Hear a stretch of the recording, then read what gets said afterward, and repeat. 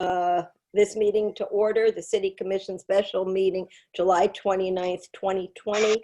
I'm going to ask the clerk to call the roll.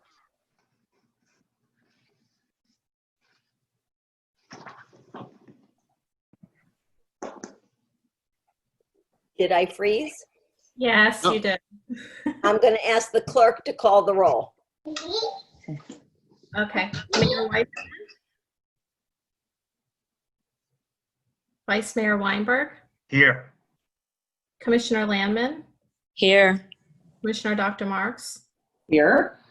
Commissioner Mizrahi. Here. Commissioner Narotsky. Here. Commissioner Shelley. Here. Mr. Wasson. Here. Mr. Wolpen. Here. You have a quorum. Thank you so much. This meeting shall be held in accordance with the Governor's Executive Order 2020-69, extended through Executive Order 20-112, 20-123, 20-139, and 20-150 because of COVID-19 and the need to ensure the public health, safety, and welfare. This meeting is being conducted remotely via Zoom. Due to the ongoing state of emergency and the recommendations from all public health authorities, the City of Aventura recommends that all persons view and participate in the meeting through electronic means. Members of the public have been directed on how to access the meeting through the agenda posted online and at the Government Center. Members of the public will be able to provide comments via audio when the item is open to public comment. The city clerk will provide directions on how to participate when the item is opened for public comment. The second item is a resolution, and I'm going to request the city attorney to read the resolution. Thank you, Mayor. A resolution of the City Commission of the City of Aventura, Florida, acting in its capacity as the governing board for the city's Aventura City of Excellence School and governing board for the city's Don Sofa Aventura High School, approving plans for reopening schools and providing for an effective date. Thank you. Can I have a motion for the approval of this resolution made by Commissioner Shelley, seconded by Commissioner Mizrahi? I'm going to request that the city manager review this item. Good morning, Mayor. Good morning, everybody. Simply put, the Department of Education on, I believe, July 16th required a plan to be put into effect utilizing a template provided by the Department of Education to cover certain items in the advance or in the anticipation that school will open in some form or fashion in the future. The plan, which was developed with Charter School USA and our principals, covered three basic areas. One was if we were to go to full open school, everybody's there every day. The second model was if we go fully remote, that nobody's in school and we're teaching fully at a distance learning. And then in the middle was the hybrid, where it would be some form of fashion where children would be coming in for a couple of days and then staying home for a few days. These plans had to be submitted. We got noticed on the 16th. The plans had to be delivered to the net by the 19th, which they were, or they were delivered to the district on the 20th for their review, and it's due up to the Department of Education, I believe, tomorrow. It's important to know that this plan doesn't pick or select anything at this time. That is something the governing board, you are or will decide on how to go. Most of the time, we kind of follow the district in these areas, and we can, it's not a decision we have to make today as a group to say, listen, we want them all in school starting the 23rd or the 24th of August, or we want them all remote to start. That's a decision we can wait, or, we can actually make that decision today if you feel like it.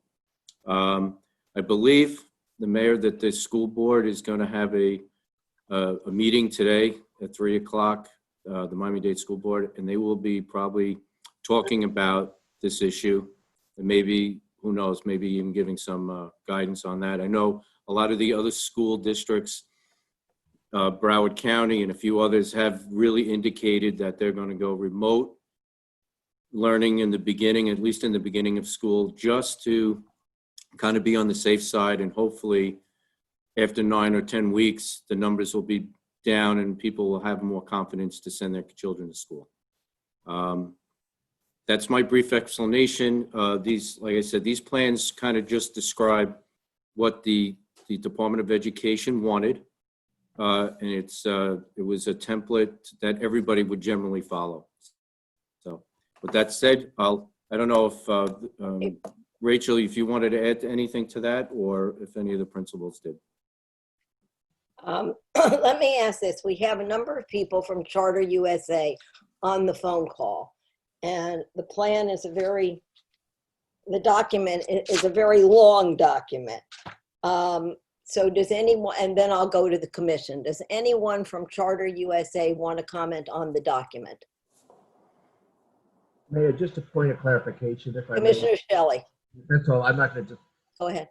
David, the process here is, if we do nothing today, do we have to have another meeting to decide after we hear what the county is doing?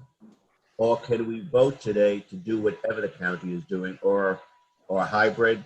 Or can we, in other words, we would need another meeting, I'm assuming, if we decide to just wait and see what the county does? If I may, my understanding is that these plans, as presented to you today, as an attachment to the resolution, are ready for adoption. And even adopting them, that does not interfere with your flexibility in the future.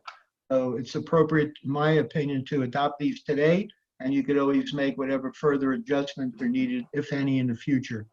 I'm hearing there's going to be 3 different plans. There's two plans. Can I- There's one- There's two. There's two. One for ACES, one for Don Sofer, and they're clearly laid out. And at the end of each document, it shows the anticipated number of students, et cetera. It's a very good template. And I don't know whether Charter School USA wanted to go through it briefly or not, but it's very well laid out in my view. David, that's not my point. Commissioner? Wait a second. One person and Commissioner Shelley does have the floor.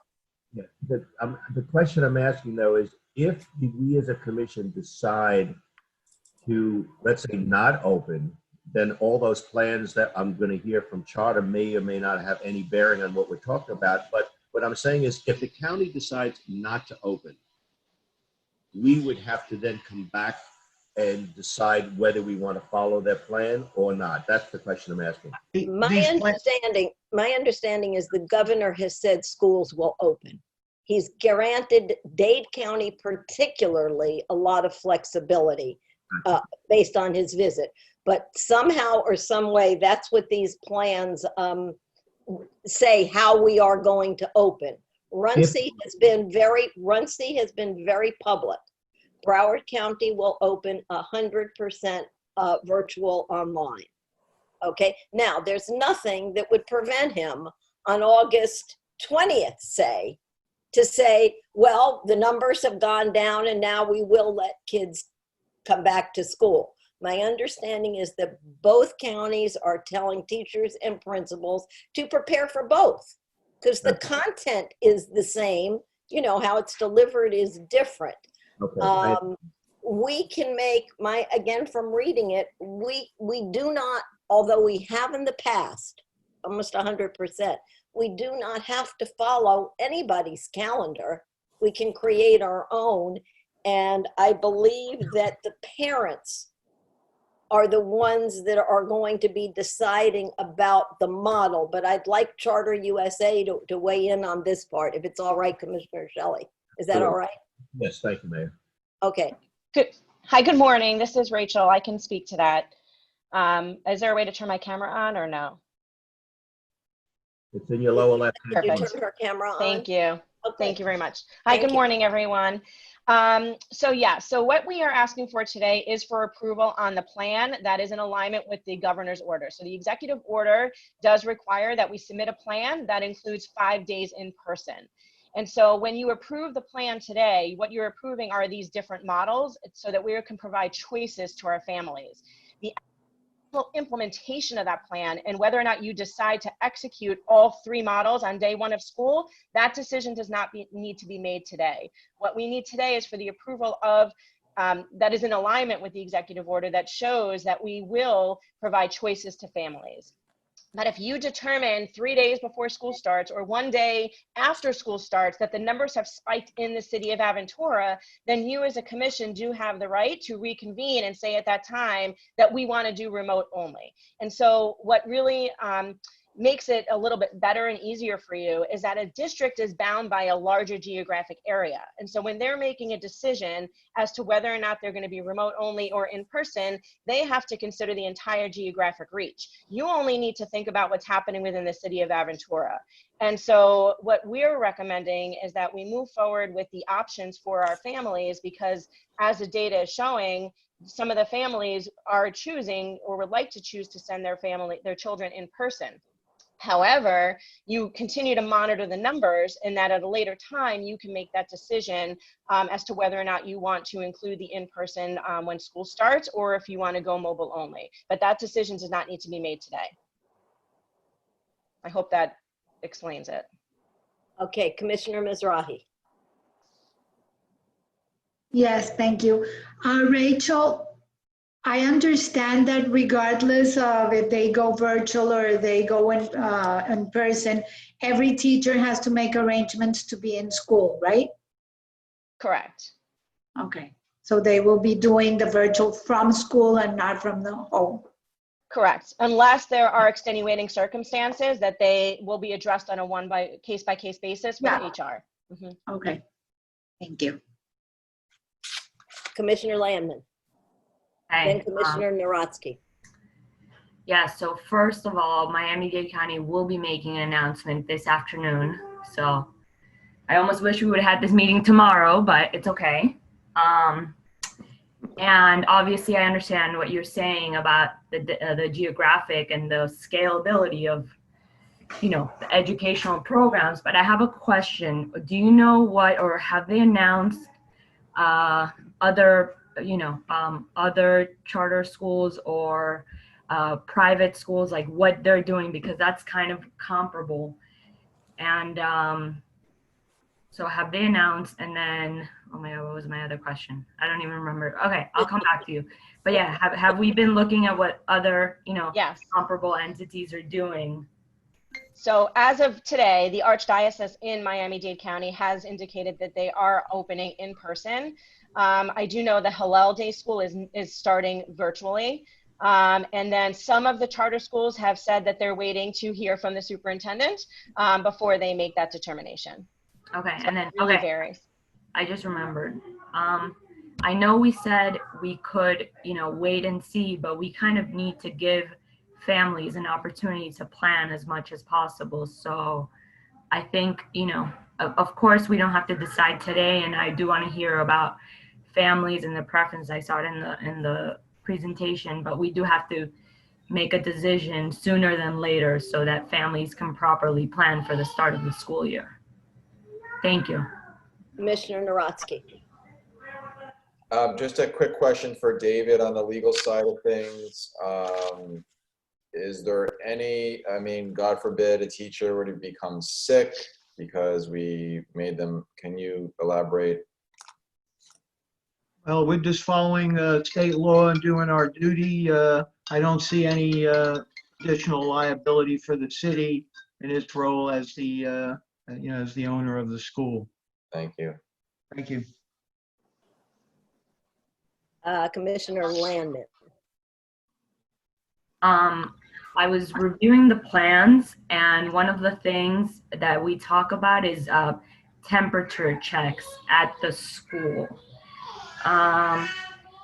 The district, Miami-Dade County, and obviously again, this is on a much larger scale, is not doing temperature checks at the school because it might take a while to get the kids into the school if you're doing a temperature check or whatever. The CDC also released some guidelines for at-home screening for parents to do. That's not just temperature checks also.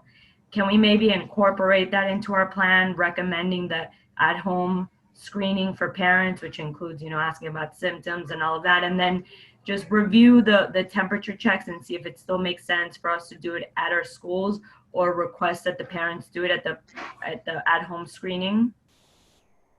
Absolutely. So we have another document that I did send to the city manager this morning. He can send it to you later today if you'd like. That includes our internal guidelines and policies. And in there, we have non-negotiables that we've provided to the schools. And then the schools can add additional non-negotiables at their discretion. And so that is definitely something that can be added at the local or building level. And then absolutely, if we, as CDC guidelines continue to change, everything is fluid. That's really the message we've been sharing with our parents and our staff, is that everything can change on any given day. And so we will continue to update our processes and procedures based on CDC guidelines. Thank you. Commissioner Dr. Linda Marks.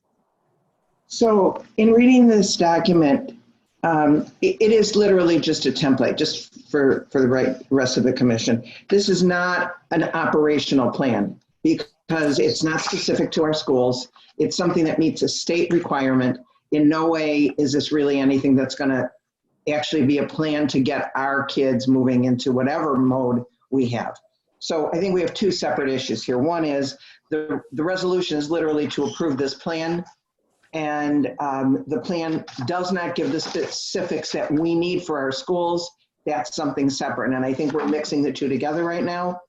So it almost seems as if we should probably approve this resolution because this needs to be submitted. It's a state requirement. But then the real issue is to drill down and get the appropriate plans for each school, for ACES and for the high school. How are they going to do things? They're done differently. They're different schools, they're different age groups, et cetera, et cetera. And I think that's where the drill down has to take place. And that's where probably we should be spending our time as a governing board. I had two other things. Rachel, I know you want to say something, but I had just a couple other statements I wanted to make. I'm very interested at our last liaison meeting. We asked the high school send out a survey. And I'm very interested in finding out before we make a decision, what are the parents telling us about, how they would like school to start in the fall. So I don't know if you have that, Rachel, or if you're going to send that, but I don't know how we can make a decision without having that information. My next question has to do with teachers. Has there been a discussion? I would like to ask our city manager, have we talked to our teachers? Have we heard from them? Are they honestly comfortable coming back to school? Do we know if there are issues with specific teachers? Have the issues been addressed? Because we can't make a decision without really understanding where our teachers are coming from. So that's another really important question that I have. And then the other thing that's going to be critical in any decision, and this is for my commission, we must talk about synchronous learning versus asynchronous learning, because there's a huge difference in how kids learn and whether they can properly learn. And then my last statement is regarding something Commissioner Landman said. Some of the private schools have already announced, and they're basically going with a model where they're open if you want to come. And then they've given options for, if you don't want to come at the beginning, they've given options for when you can jump on board. So you can, jump on board, for example, in October, you can jump on board in January. So there's different models that, they've put in. And that is the end of my little conversation. Thank you. Thank you. I think I saw Commissioner Mizrahi, and but let me just ask, Linda, do you want Rachel to respond to you before I go on to the next commissioner? Well, I think it would probably help because, like I said, we have two separate issues. The resolution is the resolution, okay? That's a state requirement. It's a template. This commission needs data and information. We need to make decisions for our children and our parents and our staff, and we can't do that without, like I said, drilling down. Okay. Rachel, and then after you're finished, Commissioner Mizrahi. Yes, I've been looking into the surveys from other schools and actually other states, and it's virtually 45% to 60%. It's mostly half and half. Everybody wants to go back to school. The problem is they're scared. So there are a lot of schools and in some other states that have already made the decision for the first 6 months to go virtual, and then planning on opening slowly so that they keep the safety of the students and the teachers. So I think that within the next week, we really need to make a decision so that parents, teachers, and everyone know where they stand and not being in a limbo like everybody is now. Okay, Rachel.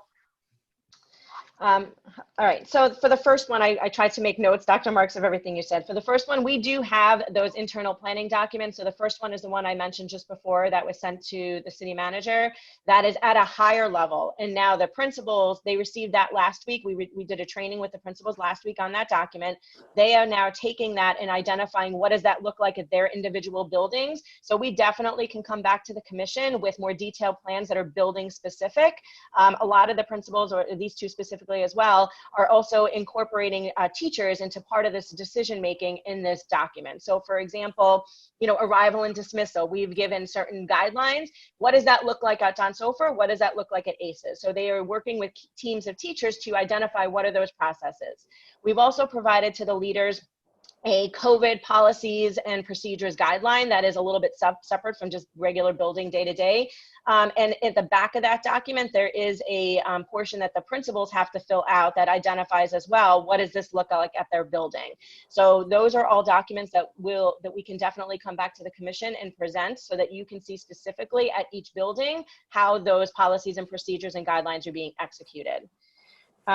The next had to do with the survey results. So and when I go through the other items, we can come back and David McKnight can share the most recent survey results. He did survey the parents at your request, Dr. Marks, and regarding their spring and how they felt about the execution of them with remote learning during the springtime. And then the survey results in regards to what parents are asking for, that is in the document you already have. And right now at the high school specifically, it looks like about 63% of the families would like to send their children back.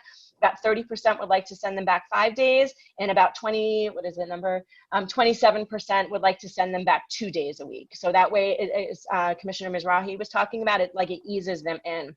But this way, we were giving the families the choice instead of taking that choice away from them.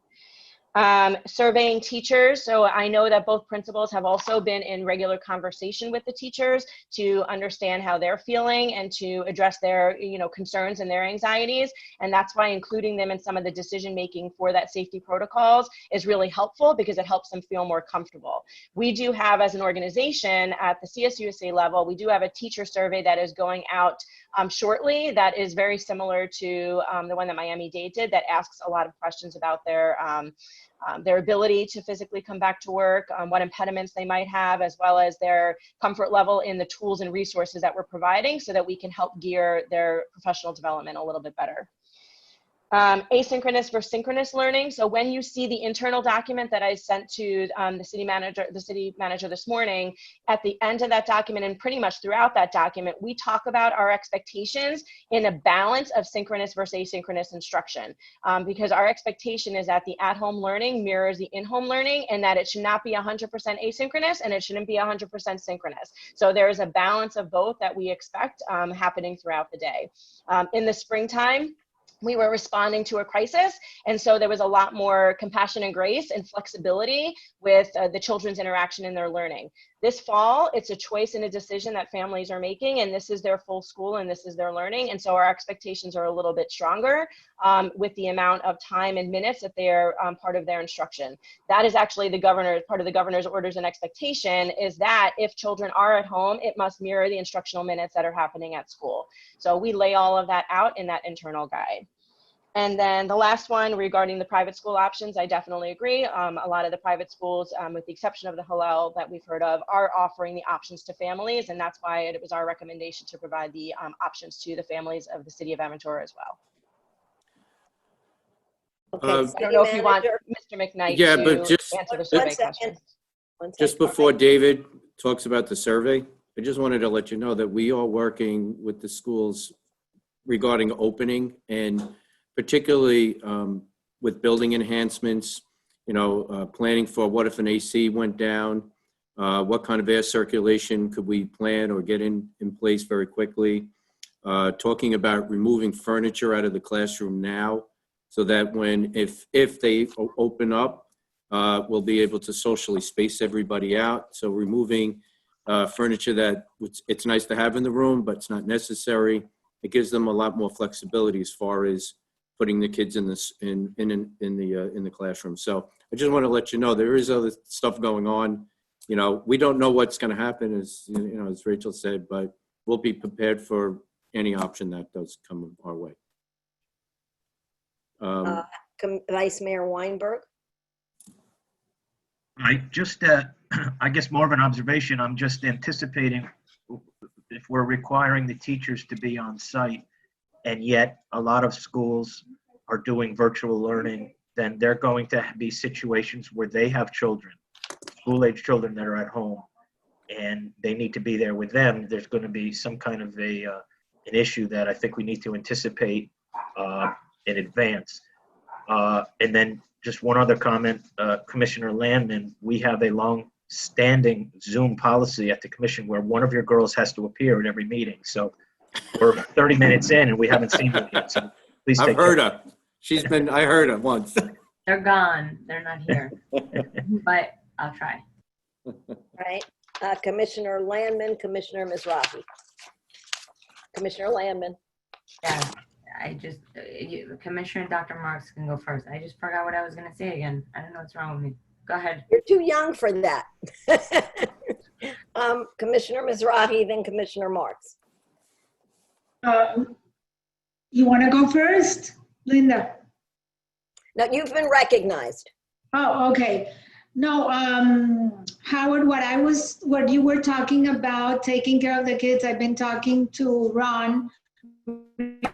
If we can provide some kind of daycare in a sense for the teachers or the city employees, because that is one of the biggest problem. I remember when Principal Tercala was saying that is the biggest issue. So yeah, we need to address that. Dr. Marks. Well, let me respond first to Commissioner Mizrahi. Providing daycare is not as simple as you think it is.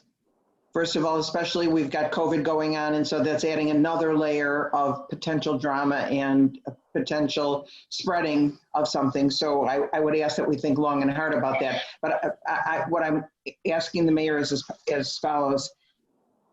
Because this is a regular commission meeting, the audience needs to speak. I would like to call the question, because this is not where our time should be spent.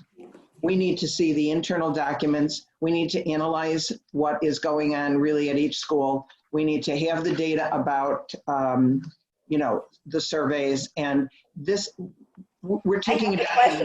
If you've called the question, you've called the question. I have commissioners that haven't spoken on it, but the question is called. I'll call the question after. Yeah. Because I know I had comments that I was waiting. 100%, I'll wait till after. All right, Denise? My questions were not related to, my comments were related to the operation, so it can wait. I'll let you go ahead, Mayor. All right, I just would like to say that I feel very strongly the same way Dr. Marks did. Maybe a little stronger. This is a template. And from day one, we were asked not to be considered just another school, that were significantly different. We didn't want templates. We wanted something that reflected our uniqueness. I'm also, and I know the time frame that the state gives on getting its reports. I worked with it for over 4 decades. I'm a little disappointed in how late we receive everything from Charter USA, where there's rarely enough time to go through it. I'm not going to waste time this morning, but on your assurances, all right, it's definitely all cut and paste, because it doesn't say how you're going to do any of the things you say you're going to do. And I'm particularly concerned with our population, our ELLs, English second language learners, okay? I'm concerned about the ESA. It gives me no specificity. But with that said, I know the deadline, but city manager, and we've talked about this one before too, on the air conditioning, there's a special filter that the CDC and the health department, I think it's a HEPA filter. I'm not exactly sure because it's not my range of expertise. My question was, SOFR was new. Did we get that special infiltrate, then whatever the HVAC The HEPA system filter is really, yes, the HEPA filter is going to be added, but we're also doing something else, increasing the outside airflow into the building, which significantly changes the possibility of contamination. You're pumping fresh air into the building where normally we take in about 20%. Most buildings run about that. You're bringing in about 20% fresh air into the building, and you're recirculating cool air. Now we have it open to 50%, which makes the system work harder, but you're also putting fresh air into the building. Is that in So- both schools? Both schools. Okay. See, I think things like that are important for us to know because as we get stopped by parents, it's important that we know the safety. With that, I finished my comments. I am disappointed with the document and the lack of specificity and the lack of it being tailored to our two specific schools. But the question's been called. I don't need a second, and I will ask the clerk for a roll call vote. On calling the question. Don't we need public hearing? Well, wait, Public input. we're gonna vote. And Mayor, yeah, if you could just see if there's any public input at this time. okay. Thank you. Thank you, Is Mayor. there anyone from the public that wishes to address this item? I do have somebody, Mayor. Hold on one second.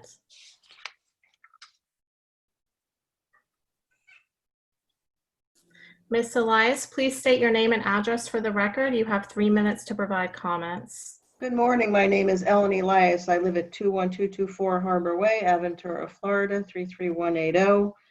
I am concerned, as the mayor is, to the lack of specificity as to what the plans are at this point, where it's basically beginning of August, that the school doesn't have any idea, rather than this template that's just to satisfy a state requirement. They've had all summer, and I'm surprised that today hasn't been a presentation to what the opening of schools was actually supposed to look like. It was my understanding that charter schools does not have to abide by Dade County Schools recommendations. They can do what they wish, as Rachel sort of alluded to earlier. And I do feel that it's unacceptable to ask teachers to be in the building without students there, but I also am not sure, based on the survey that I saw, it's 36% want in-person, 27 flex, and 37 totally mobile. I don't know that the commission should do anything other than insist that charter schools figure out what they're planning to do, because 2 weeks from now is when teachers need to return to the building. And I'm concerned that the safety of the students is great, but I don't feel that the charter schools is even considering the safety of the faculty in terms of we need to be there day in and day out for the 2 weeks of preschool induction, as well as be there every day, regardless of which students come face to face. So that's all I'm going to say. Any other speakers? If there are any other speakers at this time, please raise your hand to be recognized. You can press star 9 if you're calling in from a phone. Otherwise, you can press the icon to raise your hand on your tablet or on your computer. Mayor, I'm not seeing anybody else who wishes to speak at this time. Okay, then I'm going to close the item for public comment and ask the clerk for a roll call vote. Commissioner Landman, Yes. Commissioner Dr. Marks, Yes. Commissioner Mizrahi, Yes. Commissioner Narotsky, Yes. Commissioner Shelley, Bob. Commissioner Kelly, Yes. Vice Mayor Weinberg, Yes. and Mayor Weissman. Yes. The motion passes. Okay. Prior to adjournment, I think we need to be brought up to speed on what's going on with the county and the municipalities. Am I appropriate in bringing it up at this time, Mr. Attorney? Yes, Mayor, even though it's a special meeting, so we would not take action on an item not listed, but bringing it up and reporting about it is certainly fine. Thank you. Right, there's no action that's being proposed at this time, but it has to do with the distribution of the CARES dollars. And maybe the city manager wants to start the dialogue. Yes, thank you, Mayor. The only action today is disappointment, to be honest with everyone. The county of Dade County received $474 million in CARES funding. And it went to the county directly only because to get funds directly from the government, you needed to have a population of over 500,000. Only one city in Florida qualified for that. So as money filtered down into the state. That city, let's be clear, that city was Jacksonville. It was Jacksonville. So no one in the county qualified. Right. So long story short, the $474 million flowed to Miami-Dade County. Over the last several weeks, the Miami-Dade League of Cities and several representatives from the Managers Association have been meeting regularly with the county and the mayor's office directly. The concern was just the division of money.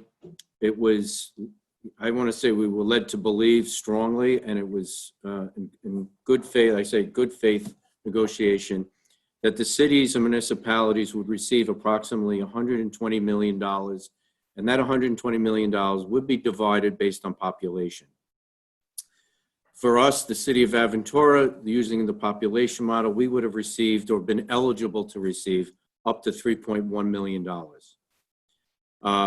Right until a press conference, that's Monday. Yesterday, the county mayor, and the mayor actually can pick it up here because she was on the call where the county mayor made a decision to really cut everybody out and kind of make it very, offer to the municipalities of $30 million, which again, when you divide out. I think what was fairly egregious is we have had phone calls 3 times a week, going an hour and a half each phone call with the mayor of the county, his staff, and anywhere from 23 to, let's say, 34 to all the mayors in the county. This is weeks of negotiating. And the Herald even quoted Ed Marquez, who's their chief financial officer, saying that the cities would get $135 million. Now, 57% of the county's population lives in municipalities. So the 135 didn't even reflect a 50% cut. And there was a lot of grumbling from other mayors, particularly the mayors in the larger city. The city of Miami missed out on being a direct beneficiary. And had he been a city of 500,000, he missed out by a very small number of people.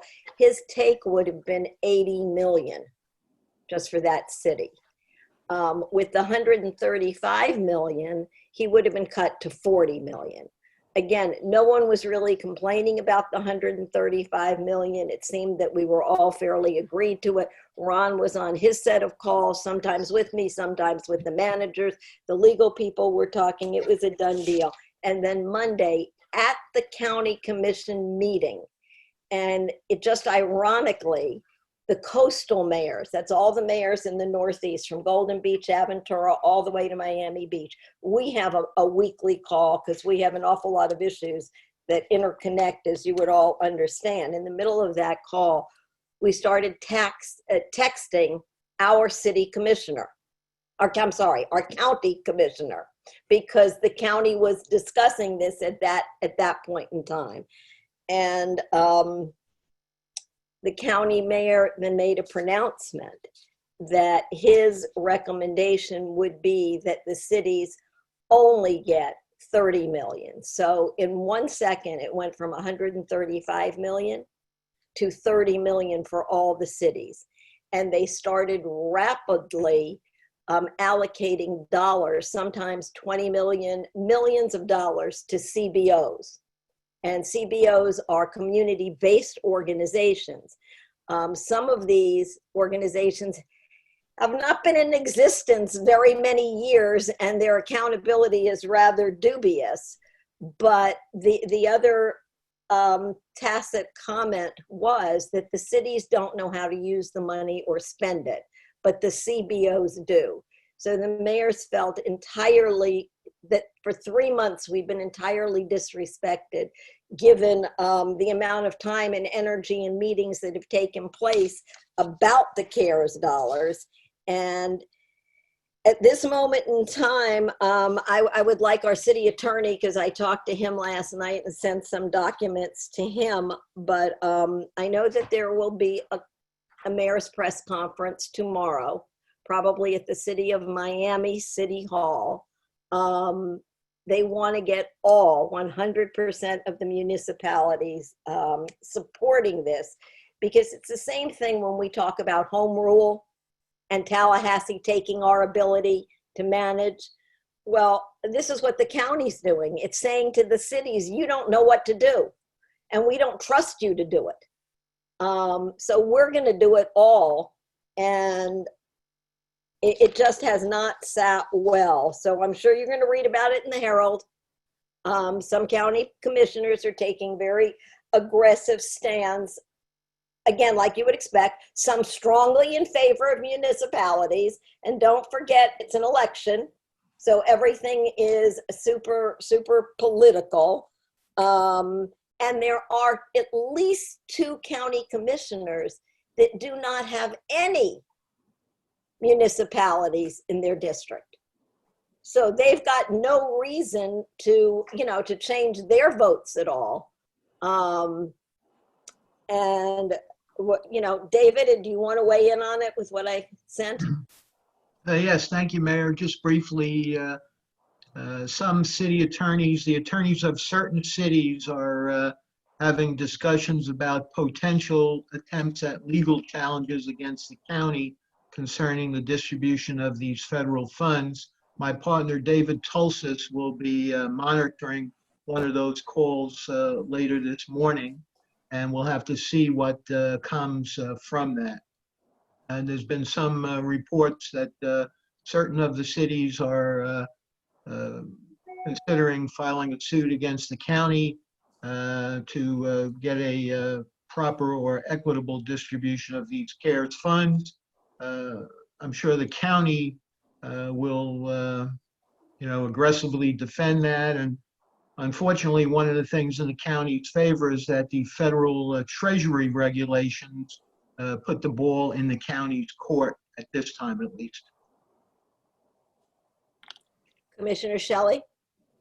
David, is there any way, and I don't know, legally, you can try, he's looking for unanimous approval on this at a meeting, a press conference, but is there any way to try to go in and get an injunction immediately? They're doing that. This? They're doing that, Bob. Not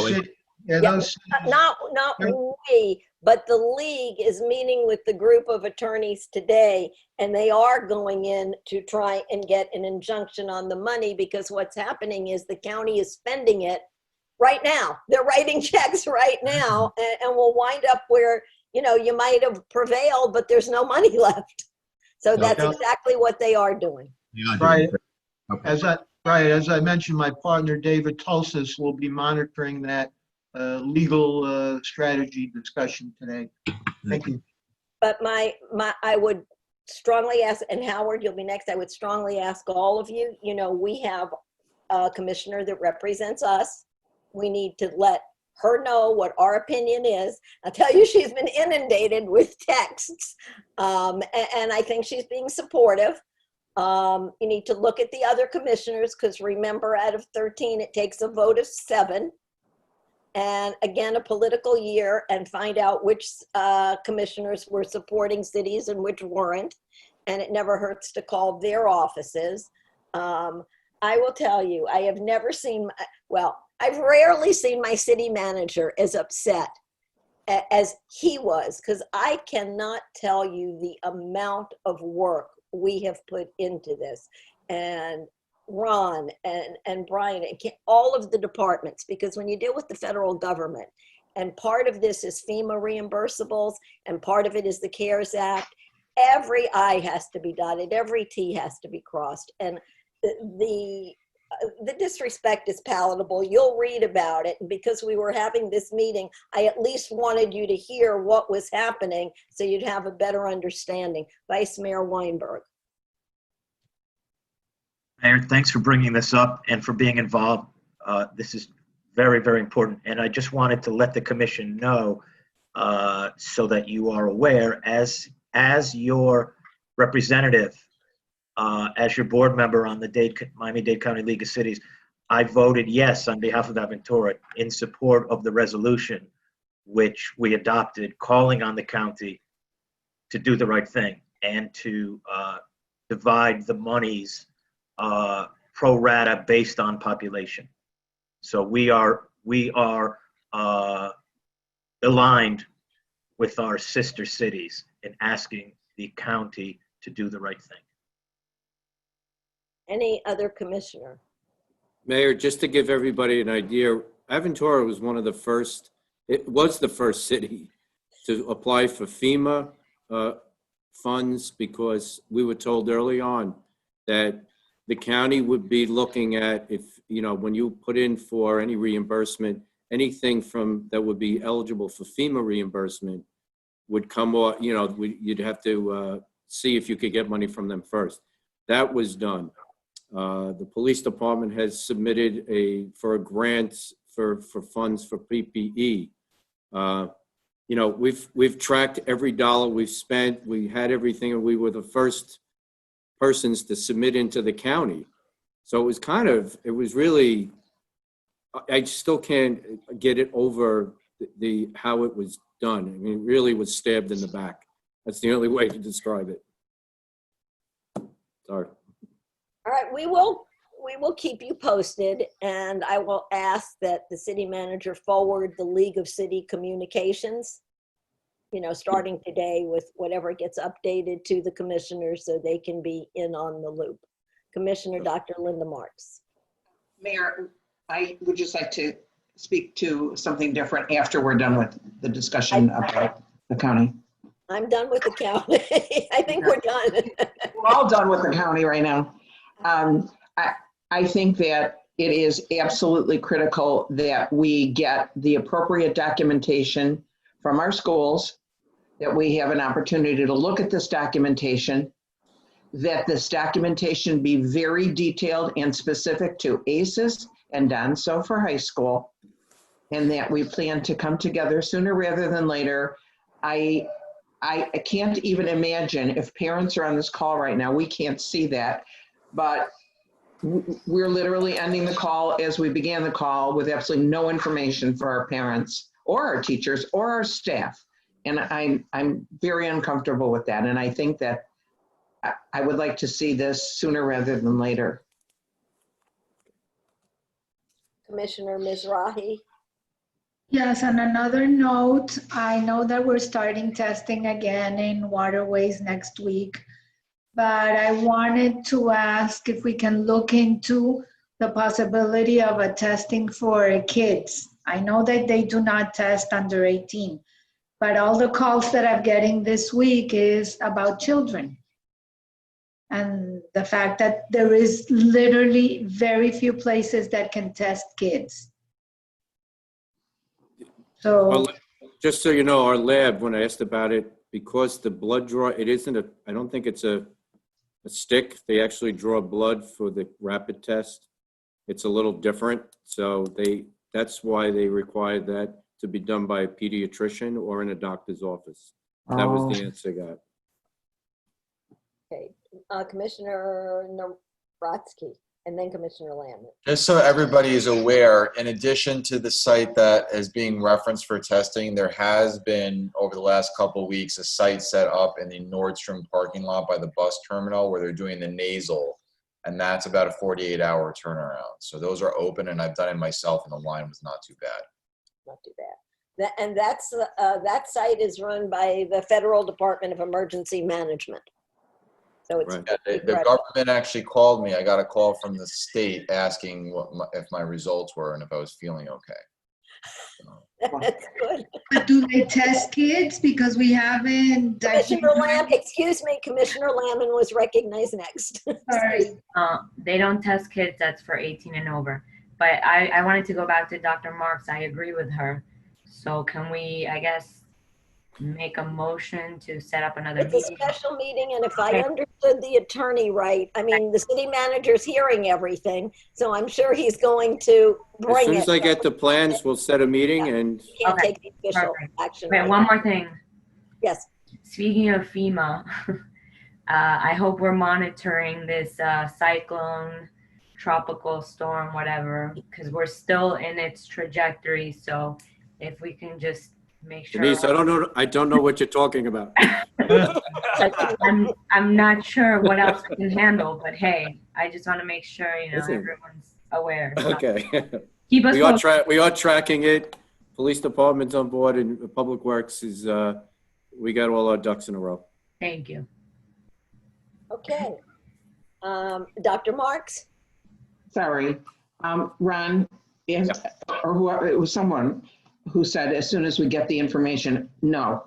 I can't accept that. We've had more than enough time to have this information done properly. Can I say that by Monday, this information needs to be in every commissioner's hands? And literally the details for each school, all of the plans for the 3 different models. No, oh, we're still working, we're still doing it. We must see this because we must answer to our parents and our kids. It's not okay. And our staff. Sorry. Okay. Okay, so city manager, I think you've got some follow-up with Charter USA. Yes. And I will just say, I think that's a very reasonable request that Dr. Marks made, considering it's August. Yeah. Almost, yeah. All right, anybody else? Well, Commissioner Narodsky. I just want to be clear on this topic that I think we need to have a meeting next week to decide, because we'll know today about the press conference. By Monday, we have the documents. Let's do the meeting next week. We need it ASAP. Okay. Okay. City manager got that. So with that said, anybody opposed? Commissioner Shelley? I was going to make a motion to Oh. adjourn. Me too. Okay, anybody opposed? No. This commission meeting's officially adjourned. Thank you, be safe. Thank you, everyone. Okay. Take care. Thank you.